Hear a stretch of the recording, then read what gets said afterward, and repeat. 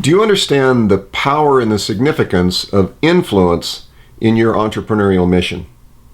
Hello, I'm Dana Scranton, and I'm going to help you answer that question today. This is episode 6 in our 8-part series on the 7 I's of entrepreneurship. And today we're going to talk about influence.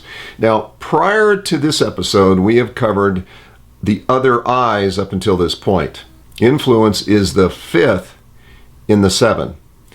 We talked about inquiry, where we ask the marketplace what it is they need, their areas of dissatisfaction, their problems, their issues, desires, and so forth. In the second I, we innovated. We took all of the information we found from our market research and everything that we know and feel and things that we have seen and learned, and we synthesize a solution. We innovate. Then we introduce that to the market to a small sample of our ideal customer to test whether or not we actually delivered on the solution that we had hoped to, and to check our marketing. Is our marketing on target? Is our customer understanding what it is we're doing? And then to glean information back from that marketplace to help us improve the product for the next phase, which was instruction. Now, instruction is the phase where we taught the marketplace, taught the customer what the product was, what it did, how it worked, why they needed it, and the value they could expect from it, and why it's better than the competitors. In essence, we acquired a customer who acquired our product. Now we move to the next phase, which is influence. Now, in this phase, our objective is to influence the beliefs, the attitudes, the behaviors, the actions of our customer. We want them to believe in the product, to believe in the results at a very foundational level. In fact, to believe it at one or more areas of the 6 human needs that we all have. And in doing so, we create belief within a customer that translates into an attitude that is positive towards our product and the results it is delivered to them, which influences their behavior. That behavior that we seek leads to the actions of promotion, of sharing, of reaching out to others in their lives and their networks to share what they learned from using your product.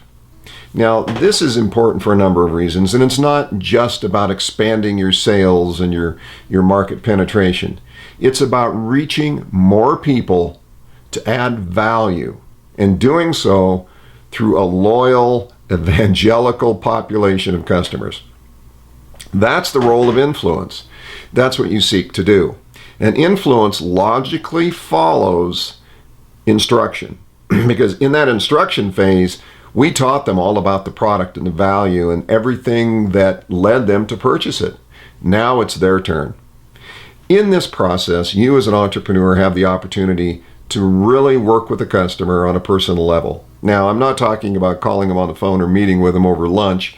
I'm talking about reaching out to them and communicating to them at the basic human level, where we address the 6 basic human needs. And those 6 basic human needs are real in everybody.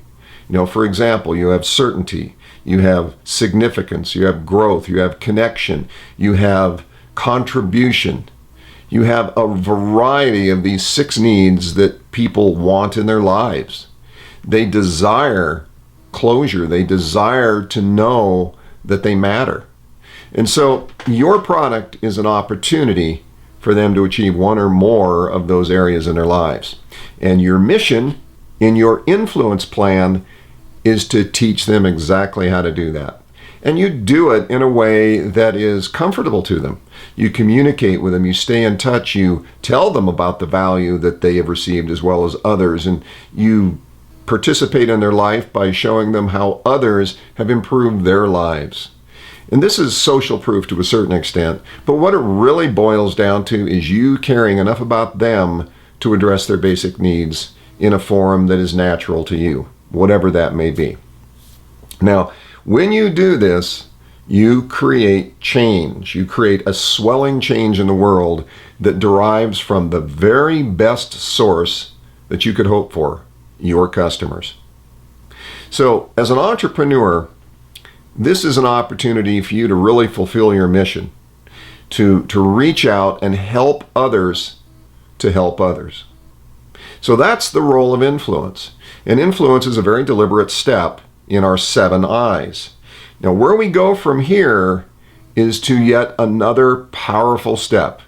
And that step, the 6th of the 7 I's, will be inspiration. Now, I'll give you a preview of where we're going here. When we instructed them on how to use the product and the benefits that they were going to receive, we set their expectations, and then we delivered on those expectations. The customer received value. They see change in their lives, and they're seeing the kinds of things that matter to them. Then we teach them about influence. We provide a means for them to be influential through community sites, Facebook community pages, hubs, you name it. However the situation arises, that you enable them to share. You give them the tools to enable them to reach out to others. Now, I'm not talking about creating a network marketing organization here. I'm talking about giving the customers the permission to go market your product by telling them how much value they've received and what they can do for others. Now we move on to the next I, the 6th I, which is inspiration. Now, inspiration is where we want the customer to go well beyond what we envisioned the product would ever be and the value that it would ever add. And we're going to talk about that in the next episode. So I hope you got value from today's video on this very, very important topic of influence. And if so, please reach out, like and share on your favorite social media networks. Stop by DanaScranton.com and leave a comment. And stop by my Facebook page, which is Facebook.com/DanaScranton page, and leave a comment there.